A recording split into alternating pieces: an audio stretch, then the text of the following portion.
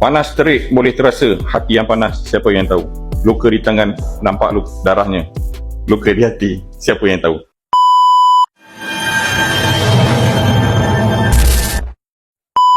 Assalamualaikum geng. Ni kita ada sebatang YP punya monoshock untuk model hose warna 250 yang ada dalam video permulaan tadi. Kita dah parai. Kita ada request daripada joki ni sendiri untuk kita buat checking balik dia punya monoshock dan buat kerja penambahan mengikut requirement yang dia nak tu. So kita follow lah. Mungkin dia pun boleh baca apa yang dia perlu buat untuk monoshock ni. Kami jalankan saja.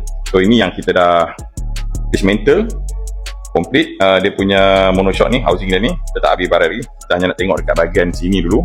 Okay, sini adalah bahagian shaft dia yang mainkan peranan lah untuk compression, untuk rebound sebuah monoshock ni. Okay, kita dah longgar kan. Kita nak buka, nak tunjuk kat korang semua berapakah keping shim untuk bahagian compression dan rebound ni. Okay, dia ke mana pun compression mesti bahagian atas sebab absorber ni akan main macam ni ataupun dia duduk macam ni. Pada asalnya memang duduk macam ni lah dia main. So kat sini adalah compression, kat sini adalah bahagian rebound. Jom kita buka, tengok berapa keping yang pakai untuk compression, berapa keping pakai untuk rebound. Okay, main-main dekat. Okay, ni kita buka bahagian rebound lah. Okay, 1, 2. Okay, ni piston. Okay, tengok dia punya oil flow dia besar. Untuk model dirt bike, scrambler, motocross dia mesti besar lah. Dia tak boleh kecil macam model sportbike yang kita biasa buat. Okay, ni untuk bahagian compression pula. Okay, compression dia nampak tebal tapi dia ada berbeza dengan pengeluaran yang lain. Okay, so shim dia lah 1, 2.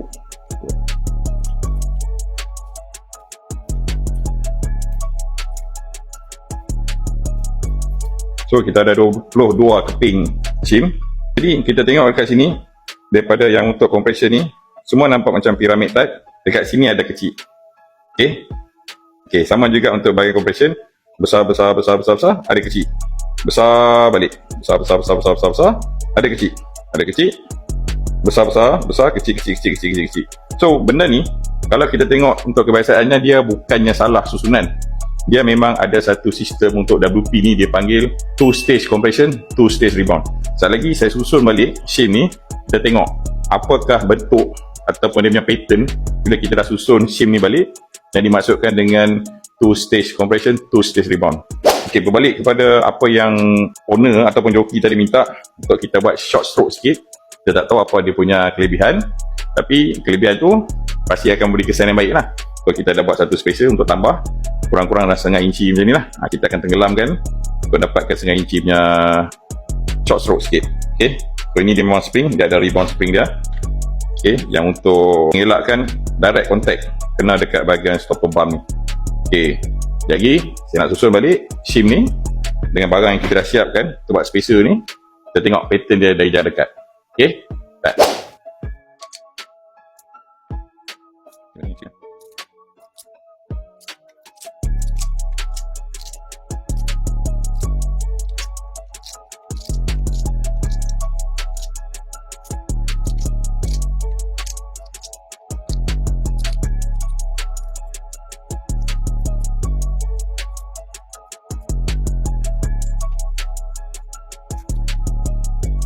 Ni saya dah siap pasang.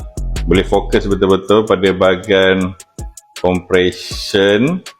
Dia punya pattern tu ada lain sikit. Okay, setelah dirapat-rapatkan, inilah kita tengok pattern yang kita namakan sebagai 2 stage compression, 2 stage rebound.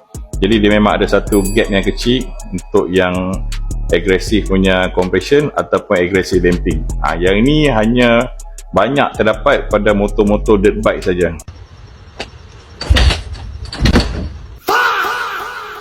Pasal dia punya kegunaan untuk permukaan jalan yang berseluk, yang nak high jump, nak yang macam-macam lagi lah, yang pemanduan yang off-road ni, memang pattern dia akan berbeza daripada pattern untuk kegunaan street use. Okay, so ini saya susunkan dulu.